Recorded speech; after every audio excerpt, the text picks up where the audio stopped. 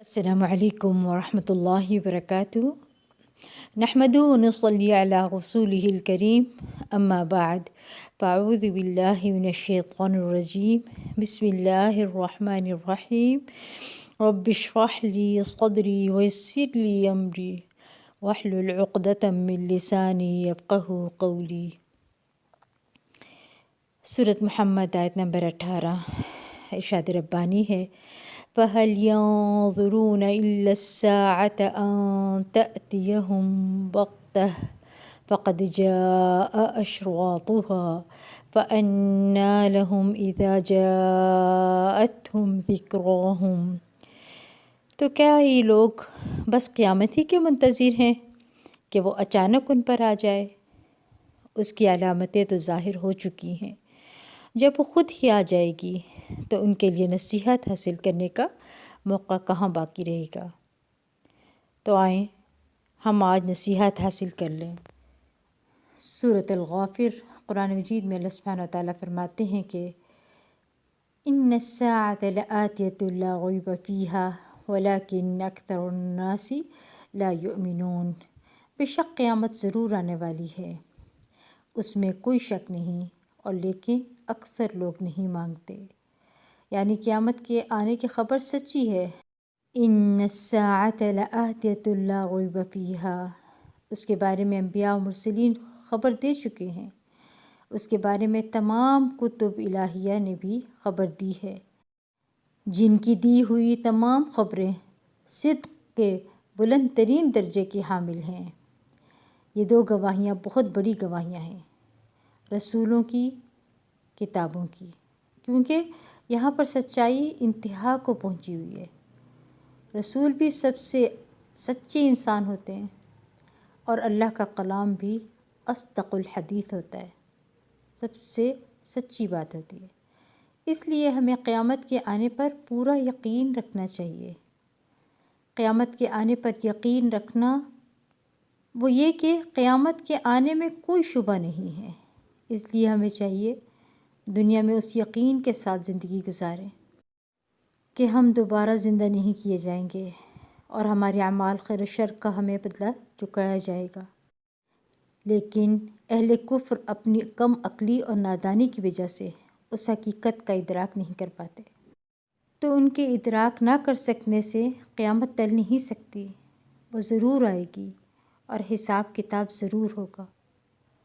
اور جو لوگ قیامت پر یقین نہیں رکھتے، اللہ سبحانہ وتعالیٰ قیامت کے دن انہیں بھلا دے گا اور انہیں سزا دیں گے اور انہیں معاف نہیں کریں گے۔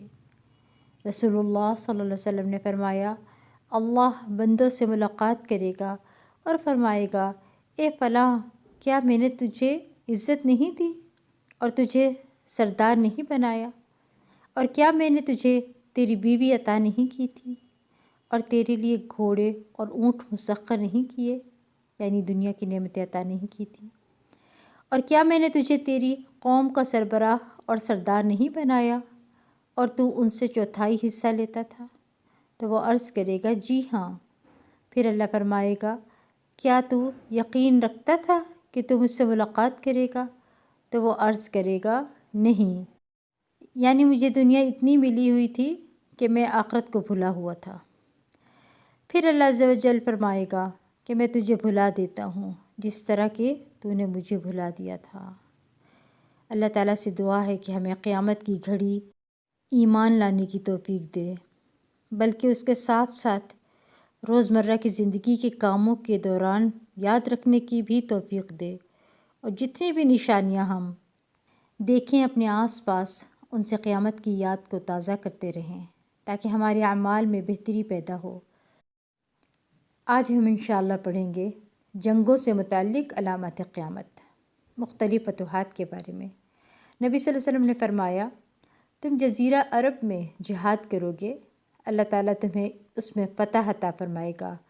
پھر تم اہل فارس سے جنگ کرو گے، ان پر بھی اللہ تمہیں فتح عطا فرمائے گا۔ پھر تم روم سے جہاد کرو گے اور اللہ تعالیٰ اس پر بھی تمہیں فتح عطا فرمائیں گے۔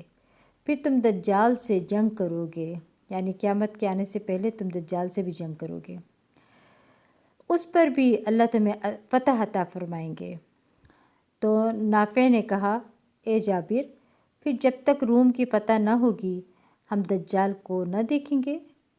صحیح مسلم کی حدیث ہے۔ قسطنطنیہ کی فتح کے بارے میں حضرت انس بن مالک رضی اللہ عنہ کہتے ہیں کہ قسطنطنیہ قیامت کے قریب فتح ہوگا۔ القسطنطنیہ چوتھا رومی اور بیزنطیہ دونوں سلطنتوں کا دارالخلافہ ہے۔ ان کے بعد یہ 5 صدیوں تک خلافت عثمانیہ کا دارالخلافہ بنا رہا۔ یہ عیسوی سن 1453 سے شروع ہوا تھا اور موجودہ زمانے میں یہ استنبول کے نام سے ترکی کا دارالخلافہ ہے۔ محمد بن سلطان مملکت عثمانیہ کے مشہور ترین بادشاہوں میں سے ایک ہیں۔ ان کے ہاتھ سے فتح ہوا تھا اور یہ فاتح کے نام سے مشہور ہیں کیونکہ انہوں نے اپنے والد سلطان مراد کی نصیحت پر عمل کرتے ہوئے قسطنطنیہ کے فتح کو قائم کیا۔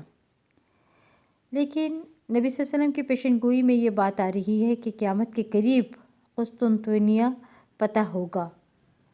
ہو سکتا ہے قیامت سے پہلے یہ پھر مسلمانوں کے ہاتھوں سے نکل جائے یا پھر اللہ عالم کیا صورت ہوگی۔ قسطنطنیہ کی فتح کے بارے میں جو صحیح احادیث وارد ہوئی ہیں وہ ایک خاص فتح کے بارے میں خبر دیتی ہیں جو آخری زمانے میں واقع ہوگی اور اس کے فوراً بعد مسیح دجال کا ظہور ہو جائے گا۔ یہ فتح ان غیبی امور میں سے ہے جو آئندہ زمانے میں ہونے والی ہیں۔ ان کی حقیقت کے بارے میں یقینی بات کہنا ہمارے لیے ممکن نہیں ہے اور ان واقعات اور احداث کے متعلق بھی ہم یقینی طور پر کچھ نہیں کہہ سکتے جو اس فتح سے پہلے واقع ہوں گے۔ لہٰذا ہم ان میں سے کسی چیز کے بارے میں یقینی طور پر کچھ نہیں کہہ سکتے۔ ہم ان کا علم اللہ سبحانہ تعالیٰ کے سپرد کرتے ہیں۔ بس یہ یاد رکھنا چاہیے کہ نبی صلی اللہ علیہ وسلم کن باتوں کے بارے میں ہمیں خبر دے رہے ہیں۔ قیامت کے حوالے سے جو نشانیاں بتائی ہیں اور جو آثار ہیں ان پر ہمارا ایمان ہونا چاہیے کہ ایسا ہوگا، یعنی ہو کر رہے گا۔ پھر اسی طرح اسلام کے پھیلاؤ کے بارے میں نبی صلی اللہ علیہ وسلم کی پیشن گوئی ہے۔ عدی بن حاتم رضی اللہ عنہ سے مروی ہے، وہ کہتے ہیں میں رسول اللہ صلی اللہ علیہ وسلم کے پاس آیا تو آپ صلی اللہ علیہ وسلم نے مجھ سے فرمایا اے عدی بن حاتم، اسلام قبول کر لو، سلامتی پا جاؤ گے۔ 3 مرتبہ آپ نے یہ جملہ دہرایا۔ میں نے عرض کیا کہ میں تو ایک دین پر قائم ہوں، یعنی نصرانیت پر۔ آپ صلی اللہ علیہ وسلم نے فرمایا میں تم سے زیادہ تمہارے دین کو جانتا ہوں۔ میں نے عرض کیا کہ آپ مجھ سے زیادہ میرے دین کو جانتے ہیں؟ آپ صلی اللہ علیہ وسلم نے فرمایا ہاں، کیا تم رکوسیہ ایک فرقہ ہے جس کا دین اور مذہب عیسائی اور صابی کے درمیان ہے؟ آپ صلی اللہ علیہ وسلم نے فرمایا حالانکہ تمہارے دین میں حلال نہیں ہے۔ تو آپ اپنی اس بات سے آگے نہ بڑھے کہ میں اس کے آگے جھک گیا۔ پھر آپ صلی اللہ علیہ وسلم نے فرمایا میں جانتا ہوں کہ تمہیں اسلام قبول کرنے میں کون سی چیز ماننے لگ رہی ہے۔ تم یہ سمجھتے ہو کہ اس دین کے پیروکار کمزور اور ایسے لوگ ہیں جن میں کوئی طاقت نہیں، جنہیں عرب نے دھتکار دیا ہے۔ یہ بتاؤ کہ تم حیرہ شہر کو جانتے ہو؟ میں نے عرض کیا کہ دیکھا تو نہیں ہے، البتہ سنا ضرور ہے۔ آپ صلی اللہ علیہ وسلم نے فرمایا اس ذات کی قسم جس کے ہاتھ میں میری جان ہے، اللہ اس دین کو مکمل کر کے رہے گا یہاں تک کہ ایک عورت اونٹ پر سوار ہو کر حیرہ سے نکلے گی اور کسی محافظ کے بغیر بیت اللہ کا طواف کرنے آئے گی، اور عنقریب کسریٰ بن ہرمز کے خزانے فتح ہوں گے۔ میں نے تعجب سے پوچھا کہ کسریٰ بن ہرمز کے؟ آپ صلی اللہ علیہ وسلم نے فرمایا ہاں، کسریٰ بن ہرمز کے، اور عنقریب اتنا مال خرچ کیا جائے گا کہ اسے قبول کرنے والا کوئی نہیں رہے گا۔ عدی بن حاتم فرماتے ہیں کہ واقعی اب ایک عورت حیرہ سے نکلتی ہے اور کسی محافظ کے بغیر بیت اللہ کا طواف کر جاتی ہے، اور کسریٰ بن ہرمز کے خزانوں کو فتح کرنے والوں میں تو میں بھی خود شامل تھا، اور اس ذات کی قسم جس کے ہاتھ میں میری جان ہے، تیسری بات بھی وقوع پذیر ہو کر رہے گی کیونکہ رسول اللہ صلی اللہ علیہ وسلم نے اس کے بارے میں کہا ہے۔ یعنی آپ صلی اللہ علیہ وسلم کی دی ہوئی خبروں کو ہمیں سچ ماننا چاہیے، جو واقع ہو چکی ہیں ان کی صداقت ہمارے سامنے ہے اور آئندہ وقت کے ساتھ ساتھ آتی رہیں گی۔ پھر اسی طرح آپ صلی اللہ علیہ وسلم نے ایک اور پیشن گوئی عیسائیوں کا دغا اور چڑھائی کے بارے میں کی۔ حضرت ابو ہریرہ رضی اللہ عنہ سے روایت ہے کہ رسول اللہ صلی اللہ علیہ وسلم نے فرمایا، قیامت قائم نہیں ہوگی یہاں تک کہ رومی، عیسائی، اعماق شام میں حلب اور انطاکیہ کے درمیان ایک پرفضاء علاقہ جو دبق شہر سے متصل واقع ہے یا دابق میں اتریں گے۔ ان کے ساتھ مقابلے کے لیے دمشق یا مدینہ شہر سے اس وقت روئے زمین کے بہترین لوگوں کا ایک لشکر روانہ ہوگا۔ جب وہ دشمن کے سامنے صف آرا ہوں گے تو رومی عیسائی کہیں گے، تم ہمارے اور ان لوگوں کے درمیان سے ہٹ جاؤ جنہوں نے ہمارے لوگوں کو قیدی بنایا ہوا ہے، ہم ان سے لڑیں گے۔ تو مسلمان کہیں گے، اللہ کی قسم، انہیں ہم تمہارے اور اپنے بھائیوں کے درمیان سے نہیں ہٹیں گے۔ چنانچہ وہ ان عیسائیوں سے جنگ کریں گے۔ ان مسلمانوں میں سے 1/3 شکست تسلیم کر لیں گے، اللہ ان کی توبہ کو کبھی قبول نہیں فرمائے گا، اور 1/3 قتل کر دیے جائیں گے، وہ اللہ کے نزدیک افضل ترین شہداء ہوں گے، اور 1/3 فتح حاصل کریں گے، وہ کبھی فتنے میں مبتلا نہیں ہوں گے، ہمیشہ ثابت قدم رہیں گے اور قسطنطنیہ کو دوبارہ فتح کریں گے۔ پھر جب وہ غنیمتیں تقسیم کر رہے ہوں گے اور اپنے ہتھیار انہوں نے زیتون کے درختوں سے لٹکائے ہوئے ہوں گے، تو شیطان ان کے درمیان چیخ کر اعلان کرے گا، مسیح دجال تمہارے پیچھے تمہارے گھر والوں تک پہنچ چکا ہے۔ وہ نکل پڑیں گے مگر یہ جھوٹ ہوگا۔ جب وہ شام دمشق پہنچیں گے تو وہ نمودار ہو جائے گا۔ اس دوران میں جب وہ جنگ کے لیے تیاری کر رہے ہوں گے، صفیں سیدھی کر رہے ہوں گے، تو نماز کے لیے اقامت کہی جائے گی۔ اس وقت عیسیٰ ابن مریم علیہ السلام اتریں گے تو ان کا رخ کریں گے۔ پھر جب اللہ کا دشمن دجال ان کو دیکھے گا تو اس طرح پگھلے گا جس طرح نمک پانی میں پگھلتا ہے۔ اگر عیسیٰ علیہ السلام اسے چھوڑ بھی دیں تو پگھل کر ہلاک ہو جائے گا، لیکن اللہ اسے یعنی عیسیٰ علیہ السلام کے ہاتھ سے قتل کرائے گا اور لوگوں کو ان کے ہتھیار پر اس کا خون دکھائے گا۔ صحیح مسلم کی حدیث ہے۔ پھر لشکروں کا اکٹھا ہونے کی بھی خبر دی گئی ہے۔ ابن حوالہ ازدی رضی اللہ عنہ سے مروی ہے، جو کہ صحابی رسول صلی اللہ علیہ وسلم میں سے ہیں، کہ نبی صلی اللہ علیہ وسلم نے فرمایا، عنقریب شام، یمن اور عراق میں فوجیں جمع کی جائیں گی۔ یہ بات اللہ ہی بہتر جانتا ہے کہ نبی صلی اللہ علیہ وسلم نے پہلے کس شہر کا نام لیا تھا۔ البتہ نبی صلی اللہ علیہ وسلم نے فرمایا، شام کو اپنے اوپر لازم پکڑو، شام کو اپنے اوپر لازم پکڑو، شام کو اپنے اوپر لازم پکڑو۔ جو شخص ایسا نہ کر سکے وہ یمن چلا جائے اور اس کے کنوؤں کا پانی پیے، کیونکہ اللہ عز و جل نے شام اور اہل شام کا میرے لیے ذمہ لیا ہے۔ مسند احمد کی حدیث ہے۔ بہرحال موجودہ دور میں ہم شام اور یمن کے حالات دیکھتے ہیں کہ بہت خراب ہیں، مگر ہو سکتا ہے کہ کچھ عرصے کے بعد بہت بہتری ابھی آ جائے۔ پھر ملک شام میں ایک کے بعد ایک جنگ ہوگی۔ عمیر بن اسود اور کثیر بن مرہ حضرمی کہتے ہیں کہ ابو ہریرہ رضی اللہ عنہ اور ابن صمت کہتے تھے کہ مسلمان زمین میں قیامت کے برپا ہونے تک موجود رہیں گے، کیونکہ رسول اللہ صلی اللہ علیہ وسلم نے فرمایا، میری امت کی ایک جماعت اللہ کے حکم پر قائم دائم رہے گی، اس کا مخالف اسے کوئی نقصان نہیں پہنچا سکے گا، وہ اپنے دشمنوں سے جہاد کرتی رہے گی، جب کبھی ایک لڑائی ختم ہوگی تو دوسری جنگ چھڑ جائے گی۔ اللہ کچھ لوگوں کے دلوں کو ٹیڑھا کر دے گا تاکہ ان سے مال غنیمت کے ذریعے اس جماعت کو رزق دیتا رہے حتیٰ کہ قیامت آ جائے گی، گویا کہ وہ اندھیری رات کے ٹکڑے ہوں گے، اس وجہ سے وہ گھبرا جائیں گے حتیٰ کہ وہ چھوٹی چھوٹی زرہیں پہنیں گے۔ اور رسول اللہ صلی اللہ علیہ وسلم نے فرمایا، یہ اہل شام ہیں۔ پھر آپ صلی اللہ علیہ وسلم نے شام کی طرف اشارہ کرتے ہوئے اپنی انگلی کے ذریعے زمین کو کریدا، یعنی شام کی طرف خط کھینچا، حتیٰ کہ آپ کو اپنی انگلی میں تکلیف بھی محسوس ہوئی۔ یہ سلسلہ صحیحہ کی حدیث ہے۔ یہاں پر جو یہ بات ہے نا، یہ بات کی گئی ہے، اللہ تعالیٰ بعض قوموں کے دل مسلمانوں کے خلاف ٹیڑھے کر دے گا اور وہ مسلمانوں سے لڑنے کے لیے میدان میں اتریں گے، تو اللہ تعالیٰ مسلمانوں کو ان کے ساتھ لڑا کر فتح یاب کرے گا اور غنیمتیں عطا کرے گا، تو وہ مومن کی روزی بنے گی۔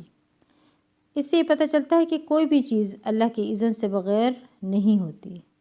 بعض اوقات کوئی جنگ ہوتی ہے، اس کے اندر بھی کوئی نہ کوئی خیر نکل آتی ہے، ٹھیک ہے، جیسے آتا ہے نا سورۃ الصف میں، فَلَمَّا زَاغُوا أَزَاغَ اللَّهُ قُلُوبَهُمْ وَاللَّهُ لَا يَهْدِي الْقَوْمَ الْفَاسِقِينَ۔ پھر جب انہوں نے کجروی اختیار کی تو اللہ تعالیٰ نے ان کے دل ٹیڑھے کر دیے، اور اللہ نافرمان لوگوں کو کبھی ہدایت نہیں دیتا۔ اہل الغرب کا حق پر رہنا بھی، اس کے بارے میں بھی ذکر آتا ہے۔ حضرت سعد بن ابی وقاص رضی اللہ عنہ سے روایت ہے، وہ کہتے ہیں کہ رسول اللہ صلی اللہ علیہ وسلم نے فرمایا، اہل الغرب ہمیشہ حق پر غالب رہیں گے یہاں تک کہ قیامت قائم ہو کے رہے گی۔ صحیح مسلم کی حدیث سے۔ اچھا، اہل الغرب کے بارے میں علماء میں اختلاف ہے، کچھ کہتے ہیں عرب ہیں، کچھ کہتے ہیں مجاہدین ہیں۔ ایک معنی عرب لیا گیا ہے کہ عربوں کی صفت بیان کی جاتی ہے کہ اہل الغرب ہیں، یعنی معاشرتی ضروریات ہے، پانی کی ضروریات کو پورا کرنے کے لیے بڑے بڑے ڈول استعمال کرتے ہیں، اور الغرب بہت بڑے ڈول کو بھی کہتے ہیں۔ یعقوب بن شیعہ علی بن مدینی سے روایت کرتے ہیں کہ یہاں بیان کیے گئے الغرب سے مراد بڑا ڈول ہے، اور انہوں نے اس سے عرب مراد لیے ہیں، کیونکہ یہ بڑے بڑے ڈول استعمال کرتے تھے اور ان کے ذریعے پانی حاصل کرتے تھے، اور یہ صفت صرف عربوں اور ان کے پیروکاروں کی ہے۔ دوسرا معنی یہ کیا گیا ہے مجاہدین ہے، یعنی وہ بہت تیز ہوں گے، یعنی ان کی قوت بہت تیکھی ہوگی۔ بس یہاں الغرب سے مراد تیزی ہے، یا جیسا کہ قاضی ایاز نے نقل کیا ہے کہ اہل الغرب سے مراد قوت اور مضبوطی والے لوگ ہیں، اور یہ ہر چیز کا غرب اس کی قوت ہوتی ہے۔ ابن عربی مالکی رحمہ اللہ اور کچھ لوگوں کا کہنا ہے کہ یہ وہ لوگ ہیں جو جہاد کرنے کے ساتھ خاص ہیں، اور وہ جہاد میں ثابت قدم رہتے ہیں، وہ اپنے ہتھیار نہیں اتارتے، تو وہ ہمیشہ غرب یعنی قوت میں ہوتے ہیں، یعنی قوت کی حالت میں ہی رہتے ہیں۔ بہرحال یہ ایک معنی لیا گیا ہے اس کا، اور بعض نے اہل غرب اہل شام کو لیا گیا ہے۔ امام احمد نے کہا، اور اسی کی تائید شیخ الاسلام ابن تیمیہ نے فضل الشام و اہلہ میں 2 وجوہات کی بنا پر کی ہے۔ 2 وجوہات یہ ہیں کہ بعض احادیث میں صراحت کے ساتھ یہ وارد ہوا ہے۔ دوسری وجہ یہ ہے کہ رسول اللہ صلی اللہ علیہ وسلم کی زبان اور مدینہ کے رہنے والے لوگوں کا اصل شام سے ہے۔ جن لوگوں نے اس کی نفی کی ہے وہ سمجھتے ہیں کہ اہل مغاربہ سے مراد وہ لوگ ہیں جو شمالی افریقہ میں رہنے والے ہیں، باقی اللہ بہتر جانتا ہے، اللہ اعلم۔ نمبر 16، کچھ متفرق علامات قیامت، ایسے حالات کے پیش آنا جن کی وجہ سے انسان سے عمل نہ کیا جا سکتا ہے۔ حضرت ابو ہریرہ رضی اللہ عنہ سے روایت ہے کہ نبی صلی اللہ علیہ وسلم نے فرمایا، 6 باتوں سے پہلے اعمال کرنے میں جلدی کرو۔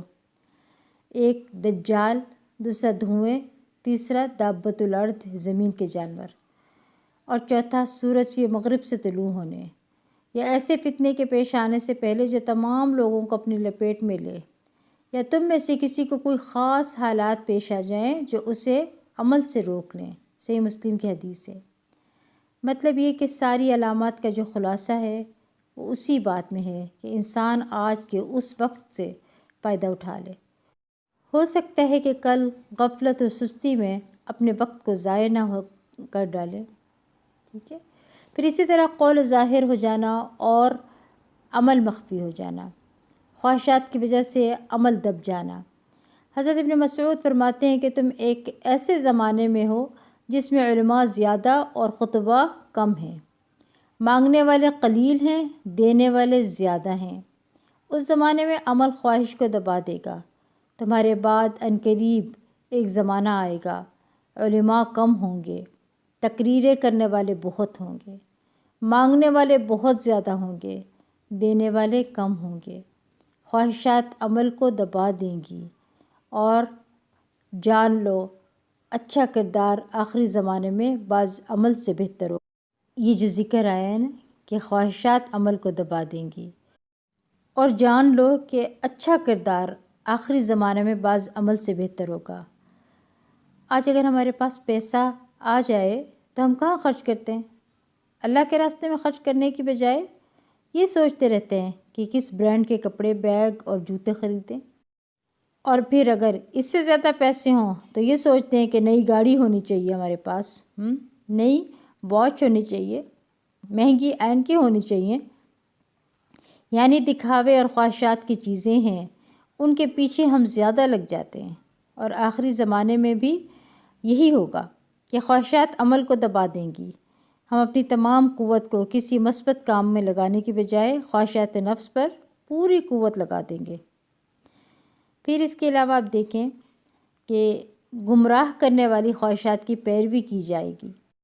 حضرت ابو حرزہ اسلمی رضی اللہ عنہ سے مروی ہے کہ نبی صلی اللہ علیہ وسلم نے فرمایا، مجھے تمہارے متعلق ان گمراہ کن خواہشات کا سب سے زیادہ اندیشہ ہے جن کا تعلق پیٹ اور شرمگاہ سے ہوتا ہے، اور گمراہ کن فتنوں کا بھی اندیشہ ہے۔ مسند احمد کی حدیث ہے۔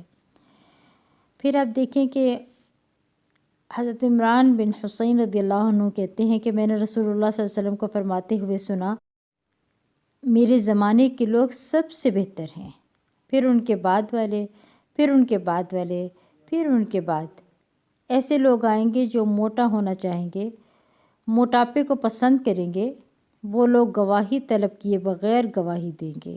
سنن ترمذی کی حدیث ہے۔ پھر طاقتور کا کمزور کو کھا جانا۔ حضرت عائشہ رضی اللہ عنہ سے مروی ہے، وہ کہتی ہیں کہ رسول اللہ صلی اللہ علیہ وسلم میرے پاس داخل ہوئے اور فرمایا، اے عائشہ، میری امت میں سے تمہاری قوم کے لوگ سب سے پہلے مجھ سے ملنے والے ہیں۔ جب آپ بیٹھ گئے تو میں نے عرض کیا، اے اللہ کے رسول، اللہ مجھے آپ پر فدا کرے۔ جب آپ داخل ہوئے تو آپ نے ایسی بات کہی جس نے مجھے خوف زدہ کر دیا ہے۔ آپ نے پوچھا وہ کیا ہے؟ انہوں نے کہا کہ آپ نے فرمایا کہ میری امت کے لوگ آپ سے سب سے پہلے ملیں گے۔ آپ نے فرمایا ہاں۔ میں نے پوچھا اس کی کیا وجہ ہے؟ آپ صلی اللہ علیہ وسلم نے فرمایا، موتیں انہیں شیریں پائیں گی، یعنی موتیں ان کو میٹھا اور اچھا پائیں گی اور ہڑپ کر جائیں گی، یعنی موتیں زیادہ ہو جائیں گی، پھر اس وقت ڈیتھس یعنی بہت زیادہ ہو جائیں گی، اور ان کی امت ان سے حسد کرے گی۔ میں نے کہا اس کے بعد لوگوں کا کیا ہوگا، یا اس صورت میں لوگوں کا کیا بنے گا؟ آپ صلی اللہ علیہ وسلم نے فرمایا، وہ چھوٹی نوع کے ٹڈی دل کی مانند ہوں گے، ان کے طاقتور کمزوروں کو کھا جائیں گے یہاں تک کہ ان پر قیامت قائم ہو جائے گی۔ مسند احمد کی حدیث ہے۔ اور پھر قیامت کی علامتوں میں سے سچے خواب بھی ہیں۔ حضرت ابو ہریرہ رضی اللہ عنہ سے روایت ہے کہ نبی صلی اللہ علیہ وسلم نے فرمایا، جب زمانہ قریب آ جائے گا تو مسلمان کا خواب جھوٹا نہ ہوگا، اور تم میں سے جو بات میں سچا ہوگا اس کا خواب بھی سچا ہوگا، یعنی مومن کا خواب جھوٹا نہیں ہوگا۔ اس کا مطلب ہے کہ وہ بہت واضح ہوگا، اس کی تعبیر کی ضرورت نہیں ہوگی، یعنی کسی ایک کو خواب آئے گا تو وہ خواب جس طرح اس نے دیکھا ہوگا وہ ہو بہو پورا ہو جائے گا، اس میں اشارے نہیں ہوں گے، اس کو کسی تفسیر اور کسی تعبیر اور کسی تعبیل کی ضرورت نہیں ہوگی، اور اس کے لیے کسی تعبیر کرنے والے کی ضرورت نہیں ہوگی۔ آپ رات کو خواب دیکھیں گے تو وہ اگلے دن یا کچھ مدت بعد ہو بہو واقع ہو جائے گا۔ بعض علماء کہتے ہیں کہ عیسیٰ علیہ السلام کے زمانے کے ساتھ ہے، خاص ہے یہ، یعنی بالکل آخری زمانے میں ایسا ہوگا۔ اور بعض کہتے ہیں کہ جب دین کا معاملہ انتہائی کمزور پڑ جائے گا تو بچے کھچے مومن انتہائی درجے کی کمزوری میں ہوں گے تو اللہ ان کو بدلے میں خواب دکھائے گا، تو یہ خواب فتنوں کے وقت میں ان کو ثابت قدم رکھیں گے، اور ایسی چیزوں کے زمانے میں ان کو ثابت قدم رکھیں گے جو بالکل گھٹا ٹوپ اندھیروں کی مانند ہوں گے اور لوگوں کو گھیر لیں گی۔ یعنی سچے خوابوں کے ذریعے مومن کا اکرام کرتے ہوئے اور اس کو تسلی دیتے ہوئے سچے خواب دکھائے جائیں گے، پس اس کی مدد خوابوں کے ذریعے کی جائے گی جو اس کو ثابت قدم رکھیں گے۔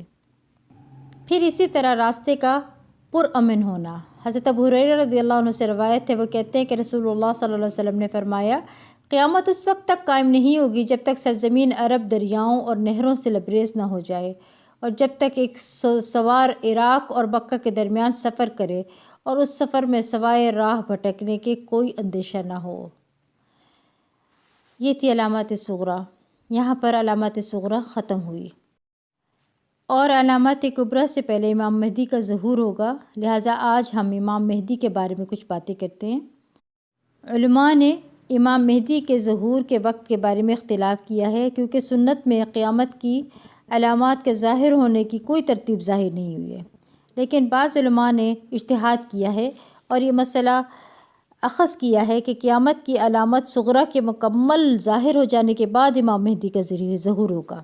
ٹھیک ہے. اور پھر ابن خلدون کہتے ہیں کہ جان لیں کہ تمام زمانوں میں اہل اسلام کے درمیان اس بات پر اتفاق رہا ہے کہ آخری زمانے میں اہل بیت کے ایک آدمی کا ظہور لازمی ہوگا. وہ دین کی مدد کرے گا اور عدل کو غالب کرے گا اور مسلمان اس کی پیروی کریں گے اور وہ اسلامی ممالک پر حکمران بن جائے گا اور اس کا نام مہدی ہوگا. اس کے فوراً بعد دجال کا خروج ہوگا اور قیامت کی وہ علامات ظاہر ہو جائیں گی جو صحیح احادیث سے ثابت ہیں، اور یہ کہ عیسیٰ علیہ السلام کا نزول مہدی کے بعد ہوگا اور وہ دجال کو قتل کریں گے. یا تو وہ مہدی کے خروج کے بعد نازل ہوں گے یا وہ مہدی کے ہوتے ہوئے نازل ہو جائیں گے، اور مہدی دجال کے قتل کرنے پر عیسیٰ علیہ السلام کے ساتھ تعاون کریں گے اور نماز میں عیسیٰ علیہ السلام مہدی کی اقتداء کریں گے، کیونکہ امام مہدی قرآن کے حافظ ہوں گے اور حضرت عیسیٰ علیہ السلام کے پاس انجیل ہے اور قرآن کو انجیل پر فوقیت حاصل ہے، لہٰذا حضرت عیسیٰ علیہ السلام نماز کے لیے ان کو ہی کہیں گے. امام مہدی کا نام و نسب کے بارے میں فضیلت الشیخ عبدالعزیز بن عبداللہ بن باز کہتے ہیں کہ مہدی کا معاملہ واضح ہے اور اس بارے میں حدیث مشہور ہیں بلکہ متواتر ہیں اور ایک دوسرے کی تائید کرتی ہیں. اس کا نام محمد بن عبداللہ علوی حسنی ہے اور یہ حسن بن علی بن ابی طالب رضی اللہ عنہم کی اولاد میں سے ہوں گے، اور آخری زمانے میں یہ اللہ عز و جل کی طرف سے اس امت پر رحمت ہوگی. وہ نکلیں گے تو عدل و حق قائم کریں گے اور ظلم و ستم کو روک دیں گے، اور ان کے ذریعے اللہ اس امت پر خیر کے جھنڈے کو انصاف اور ہدایت اور لوگوں کی رہنمائی اور توفیق اور لوگوں کی بھلائی کے لیے پھیلا دے گا، یعنی لوگوں کی مدد ہوگی اس دور میں. حضرت عبداللہ بن مسعود رضی اللہ عنہ روایت کرتے ہیں کہ نبی صلی اللہ علیہ وسلم نے فرمایا، اگر دنیا کے فنا ہونے میں ایک دن بھی باقی ہوا تو اللہ اس دن کو لمبا کر دے گا، حتیٰ کہ اللہ اس میں ایک آدمی کو اٹھائے گا جو مجھ سے ہوگا یا میرے اہل بیت میں سے ہوگا. اس کا نام میرے نام اور اس کے باپ کا نام میرے باپ کے نام جیسا ہوگا. وہ زمین کو عدل و انصاف سے بھر دے گا جیسے کہ ظلم و زیادتی سے بھری ہوئی ہوگی. سنن نبی داؤد کی حدیث ہے. حضرت سفیان ثوری کی روایت میں ہے، کہتے ہیں کہ یہ دنیا اس وقت تک فنا نہیں ہوگی جب تک کہ میرے اہل بیت میں سے ایک آدمی عرب پر حاکم نہ بن جائے، اس کا نام میرے نام کے مطابق ہوگا. امام مہدی حضرت فاطمہ رضی اللہ عنہ کی نسل سے ہوں گے. ام سلمہ رضی اللہ عنہ روایت کرتی ہیں، وہ کہتی ہیں کہ میں نے رسول اللہ صلی اللہ علیہ وسلم کو فرماتے ہوئے سنا ہے، مہدی میری عطرت یعنی فاطمہ کی اولاد سے ہوگا رضی اللہ عنہ. المہدی جو ہے نا، ہدی اس میں مفعول ہے اور الہدیٰ بھلائی رہنمائی کرنا، الہدیٰ الضلال کی متضاد ہے. سنن ابن ماجہ میں آتا ہے کہ آپ صلی اللہ علیہ وسلم نے فرمایا، تم پر میری سنت اور ہدایت یافتہ خلفائے راشدین کے طریقے کو اختیار کرنا لازمی ہے. المہدی یہ وہ شخص ہے جس کو اللہ نے ہدایت کی طرف رہنمائی فرمائی، اور یہ ناموں میں اس قدر استعمال ہو چکا ہے کہ یہ نام اکثر دوسرے ناموں پر غالب آ چکا ہے. لوگ مہدی نام بہت رکھتے ہیں اور لوگ مہدی حسن بھی نام رکھ لیتے ہیں. امام مہدی کا لقب بھی تھا، وہ یہ تھا کہ مہدی کے القاب میں سے سب سے اہم یہی لقب ہے کہ رسول اللہ صلی اللہ علیہ وسلم نے ان کو یہ لقب دیا ہے. حضرت ابو سعید خدری رضی اللہ عنہ بیان کرتے ہیں کہ رسول اللہ صلی اللہ علیہ وسلم نے فرمایا، میری امت کے آخری زمانے میں مہدی نکلے گا. اس لقب میں ان کے ساتھ 4 خلفائے راشدین کے سوا کوئی دوسرا مشترک نہیں ہے. یہ لقب اس بات پر دلالت کرتا ہے کہ اللہ کی طرف سے ان کو ہدایت اور توفیق حاصل ہوگی. امام مہدی کا ایک اور لقب المنتظر بھی ہے. اہل سنت کے متعدد علماء جن میں سے امام الاسفرائینی، ابن حزم اندلسی، امام ذہبی، ابن تیمیہ اور ابن قیم وغیرہ نے المنتظر کے کلمہ کو مہدی کے لقب کے ساتھ منسوب کیا ہے. یہ لقب اس لیے دیا گیا تاکہ مہدی کا انتظار کیا جائے، اور یہ کلمہ اس بات پر دلالت کرتا ہے کہ یہ امت آخری زمانے میں ان کے نکلنے کا انتظار کرے گی. بعض علماء نے مہدی کو اور بھی لقب دیے ہیں، جیسا کہ القائم، کیونکہ وہ زمین میں اللہ تعالیٰ کی شریعت کو قائم کریں گے۔ امام ابن حجر ہیثمی کہتے ہیں کہ جب حق کو بیان کرنے کی بہت شدید ضرورت ہوگی تو اللہ تعالیٰ حق کے ساتھ خلافت قائم کرنے والے مہدی کو بھیجے گا۔ وہ آپ صلی اللہ علیہ وسلم کی اولاد سے ہوگا تاکہ وہ زمین کو عدل سے بھر دے۔ امام مہدی کے حلیے کے بارے میں بھی کچھ نشاندہی کی گئی ہے۔ حضرت ابو سعید خدری رضی اللہ عنہ سے روایت ہے، وہ کہتے ہیں کہ رسول اللہ صلی اللہ علیہ وسلم نے فرمایا، مہدی مجھ سے، میری نسل سے ہوگا، اس کی پیشانی فراخ اور ناک بلند ہوگی، وہ زمین کو عدل و انصاف سے بھر دے گا جیسے کہ ظلم و زیادتی سے بھری ہوگی۔ سنن ابی داؤد کی حدیث ہے۔ مسند احمد میں آتا ہے کہ امام مہدی بطور حکمران سامنے آئیں گے۔ حضرت عبداللہ رضی اللہ عنہ سے مروی ہے، وہ کہتے ہیں کہ رسول اللہ صلی اللہ علیہ وسلم نے فرمایا، دن اور رات کا چکر اور زمانہ اس وقت تک ختم نہیں ہوگا، یعنی قیامت اس وقت تک قائم نہیں ہوگی جب تک عرب میں میرے اہل بیت میں سے ایک ایسے شخص کی حکومت نہ آ جائے جس کا نام میرے نام کے موافق ہوگا۔ اللہ تعالیٰ امام مہدی کی ایک رات میں اصلاح فرما دیں گے۔ حضرت علی رضی اللہ عنہ سے روایت ہے کہ رسول اللہ صلی اللہ علیہ وسلم نے فرمایا، مہدی ہم میں سے یعنی اہل بیت سے ہوگا، اللہ تعالیٰ ایک رات میں اس کی اصلاح کر دے گا۔ سلسلہ صحیحہ کی حدیث ہے، اللہ تعالیٰ ایک ہی رات میں ان کی اصلاح کر دے گا، جیسا کہ حضرت علی بن ابی طالب سے مروی ہے۔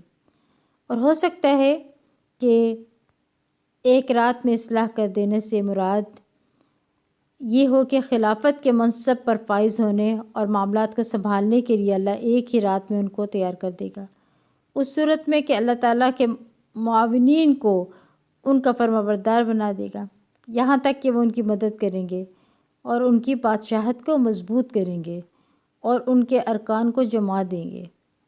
ہو سکتا ہے کہ اس لفظ کا مقصد یہ ہو کہ اللہ ان کی کمی کو درست کر دے گا اور ان کو ہدایت دے دے گا، اور ایک ہی رات میں اللہ ان کو رحمت عطا کر دے گا، جیسا کہ ابن کثیر رحمہ اللہ کہتے ہیں کہ یصلح اللہ فی لیلہ، اس کا مطلب ہے کہ ان پر رحمت کر دے گا اور ان کے توفیق دے دے گا اور ان کے دل میں بھلائی کو ڈال دے گا، اور اس سے پہلے وہ ایسے نہیں ہوں گے۔ مہدی کے زمانے سے پہلے زمین پر ظلم و ستم چھا چکا ہوگا، اس طرح کے ظلم تمام دنیا میں عام شکل میں پھیلا ہوگا، اور ایسی صورتحال بن جائے گی کہ ظلم پوری دنیا میں چھایا ہوا ہوگا، اور وہ اپنی خلافت کے قائم ہو جانے کے بعد اس زمین کو عدل و انصاف سے بھر دیں گے۔ وہ عدل و انصاف سے ایسا فیصلہ کریں گے جو قرآن و سنت سے حاصل کیا گیا ہوگا، اور ان کا خروج مشرقی ممالک سے ہوگا، نہ کہ سامرا کی سرنگ سے۔ ابن کثیر یہ بھی کہتے ہیں کہ مشرق کے کچھ لوگوں کی طرف سے ان کی حمایت کی جائے گی اور وہ ان کی سلطنت کو قائم کریں گے، اور وہ مہدی کی سلطنت کے ارکان کو مضبوط کریں گے، اور ان کے پرچم بھی کالے ہوں گے، اور یہ پرچم ایک خاص انداز کا ہوگا جس میں وقار و متانت کی جھلک ہوگی، کیونکہ رسول اللہ صلی اللہ علیہ وسلم کا پرچم بھی کالا تھا اور اس کو عقاب کہا جاتا تھا۔ ابن کثیر نے یہ بھی کہا کہ اس کا یہ مقصد ہے کہ وہ مہدی جو قابل تعریف ہوں گے اور جس کے بارے میں وعدہ کیا گیا ہے کہ وہ آخری زمانے میں آئیں گے، ان کے ظاہر اور خارج ہونے کی ابتدا مشرق ہوگی، اور ان کے ہاتھوں پر بیت اللہ کے پاس بیعت کی جائے گی، جیسا کہ بعض احادیث اس پر دلالت کرتی ہیں، یعنی بیت اللہ کے پاس ان کو خلیفہ مقرر کیا جائے گا۔ رسول اللہ صلی اللہ علیہ وسلم نے فرمایا، حجر اسود اور مقام ابراہیم کے درمیان ایک آدمی سے بیعت لی جائے گی، مسند احمد کی حدیث ہے۔ بیعت لینے کے بعد امام مہدی کا اپنے ساتھیوں سمیت بیت اللہ میں پناہ لینا، یعنی وہ پناہ لیں گے وہاں پر۔ حضرت عبید اللہ بن قبطیہ سے روایت ہے، وہ کہتے ہیں کہ حارث بن ابی ربیعہ، عبداللہ بن صفوان اور میں بھی ان کے ساتھ تھے۔ ہم ام المومنین ام سلمہ رضی اللہ عنہما کی خدمت میں حاضر ہوئے، ان دونوں نے ان سے اس لشکر کے متعلق سوال کیا جس کو زمین میں دھسا دیا جائے گا۔ یہ عبداللہ بن زبیر رضی اللہ عنہما کی خلافت کا زمانہ تھا، تو انہوں نے کہا، رسول اللہ صلی اللہ علیہ وسلم نے فرمایا تھا، ایک پناہ لینے والا بیت اللہ میں پناہ لے گا، اس کی طرف ایک لشکر بھیجا جائے گا، جب لوگ زمین کے بنجر ہموار حصوں میں ہوں گے تو ان کو زمین میں دھنسا دیا جائے گا۔ میں نے عرض کی اللہ کے رسول، جو مجبوراً ان کے ساتھ شامل ہوگا اس کا کیا بنے گا؟ آپ صلی اللہ علیہ وسلم نے فرمایا اسے بھی ان کے ساتھ ہی دھنسا دیا جائے گا، البتہ قیامت کے دن اس کو اس کی نیت پر اٹھایا جائے گا۔ صحیح مسلم کی حدیث ہے۔ یہ وہ لشکر ہوگا جو امام مہدی کی بیعت کو بغاوت سمجھ کر کچلنے کے لیے آنے والا لشکر بیداء کے مقام پر دھنس جائے گا۔ المومنین حضرت عائشہ رضی اللہ عنہ سے مروی ہے، وہ کہتی ہیں کہ ایک مرتبہ رسول اللہ صلی اللہ علیہ وسلم سو رہے تھے۔ آپ صلی اللہ علیہ وسلم اپنی نیند ہی میں ہنسنے لگے۔ جب آپ صلی اللہ علیہ وسلم بیدار ہوئے تو میں نے پوچھا، یا رسول اللہ صلی اللہ علیہ وسلم، آپ کس بات پر ہنس رہے تھے؟ آپ صلی اللہ علیہ وسلم نے فرمایا کہ میری امت کے کچھ لوگ اس بیت اللہ پر حملہ کا ارادہ کریں گے۔ ایک قریشی آدمی کی وجہ سے جو حرم میں پناہ گزین ہوگا، جب وہ مقام بیداء تک پہنچیں گے تو سب کے سب زمین میں دھنسا دیے جائیں گے اور ان سب کے اٹھنے کی جگہ مختلف ہوگی، کیونکہ اللہ انہیں ان کی نیت کے مطابق اٹھائے گا۔ میں نے عرض کیا کہ یہ کیا بات ہوئی کہ ان سب کے اٹھنے کی جگہیں مختلف ہوں گی اور اللہ عز و جل انہیں ان کی نیت کے مطابق اٹھائے گا؟ آپ صلی اللہ علیہ وسلم نے فرمایا اس راستے میں کئی لوگ جمع ہوتے گئے، جن میں کئی صرف دیکھنے کے لیے، کئی مسافر اور کئی زبردستی شامل ہوئے تھے۔ یہ سب ایک ہی جگہ پر ہلاک ہو جائیں گے، لیکن اپنی نیتوں کے اعتبار سے مختلف جگہوں سے اٹھائے جائیں گے۔ مسند احمد کی حدیث ہے۔ امام مہدی کے ساتھیوں کی تعداد اور وسائل بہت کم ہوں گے اور وہ فوج کا مقابلہ کرنے کی طاقت نہ رکھتے ہوں گے، لیکن اللہ تعالیٰ خسف کے ذریعے ان کی مدد کریں گے، کیونکہ امام مہدی کے ساتھیوں کی تعداد بھی کم ہوگی اور وسائل بھی کم ہوں گے، تو اس لیے پھر خسف کے ذریعے اللہ تعالیٰ مدد کریں گے۔ حضرت ام المومنین رضی اللہ عنہا، حضرت عائشہ یا حضرت حفصہ یا ام سلمہ سے روایت آتی ہے کہ رسول اللہ صلی اللہ علیہ وسلم نے فرمایا، ایک قوم اس گھر یعنی کعبہ میں پناہ لے گی، ان کے پاس نہ اپنا دفاع کرنے کا کوئی ذریعہ ہوگا، نہ عددی قوت ہوگی اور نہ ہی سامان جنگ ہوگا۔ ان کی طرف ایک لشکر روانہ کیا جائے گا، یہاں تک کہ جب وہ لشکر کے لوگ زمین کے ایک چٹیل حصے میں ہوں گے تو ان کو زمین میں دھنسا دیا جائے گا۔ یوسف بن ماہک نے کہا، ان دنوں اہل شام مکہ کی طرف بڑھے آ رہے تھے، تو عبداللہ بن صفوان نے کہا، دیکھو اللہ کی قسم یہ وہ لشکر نہیں ہے، یعنی لوگ ڈر رہے تھے کہ کہیں ان کے دور میں ہی یہ لشکر نہ آ جائے۔ اور پھر امام مہدی کے ذریعے دین کی تجدید کا ہونا۔ اہل سنت والجماع کا عقیدہ صحیح احادیث کے مطابق ہے، اور وہ یہ ہے کہ مہدی ایک نیک اور بھلائی پر چلنے والے حکمران ہوں گے۔ اللہ ان کو اس دین کی تجدید کے لیے مبعوث کرے گا اور اللہ ان کے ہاتھوں اس دین کو سربلندی سے نوازے گا۔ امام مہدی کی فیاضی اور ان کے دور کی برکتیں ہوں گی۔ حضرت ابو سعید خدری رضی اللہ عنہ بیان کرتے ہیں کہ نبی صلی اللہ علیہ وسلم نے فرمایا، میری امت میں ایک مہدی ہوں گے، اگر وہ دنیا میں کم رہے تو بھی 7 برس تک رہیں گے، ورنہ 9 برس تک رہیں گے۔ اس دور میں میری امت پر ایسی خوشحالی ہوگی کہ اس جیسی خوشحالی پہلے کبھی نہیں ہوئی ہوگی۔ زمین اس وقت خوب پھل دے گی اور ان سے بچا کر کچھ نہ رکھے گی، اور اس وقت مال کے ڈھیر لگے ہوئے ہوں گے۔ ایک مرد کھڑا ہو کر عرض کرے گا، اے مہدی مجھے کچھ دیجیے، وہ کہیں گے جتنا جی چاہے لے لو۔ ابن ماجہ کی حدیث ہے۔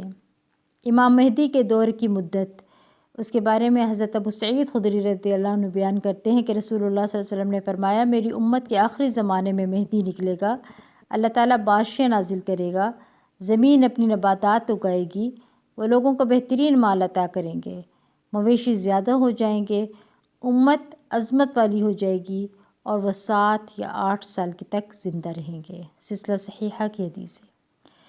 تو امام مہدی کے دور میں ہی عیسیٰ علیہ السلام آ جائیں گے۔ جابر رضی اللہ عنہ سے روایت ہے، وہ کہتے ہیں کہ رسول اللہ صلی اللہ علیہ وسلم نے فرمایا، جب عیسیٰ ابن مریم اتریں گے تو مسلمانوں کے امیر مہدی انہیں کہیں گے، آئیں اور ہمیں نماز پڑھائیں۔ وہ کہیں گے، نہیں، یہ آپس میں ایک دوسرے کے امیر ہیں، یہ اللہ تعالیٰ نے اس امت کی عزت کی ہے۔ امام مہدی کے پیچھے حضرت عیسیٰ علیہ السلام نماز پڑھیں گے۔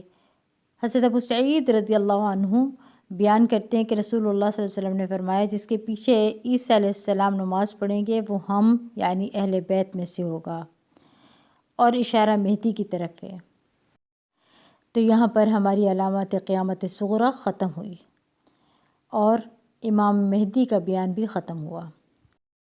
آئندہ کے لیکچر میں ہم علامات کبریٰ پڑھیں گے انشاءاللہ۔ وآخر دعوانا ان الحمد للہ رب العالمین۔ سبحانک اللہم وبحمدک اشہد ان لا الہ الا انت استغفرک واتوب الیک۔ السلام علیکم ورحمۃ اللہ وبرکاتہ۔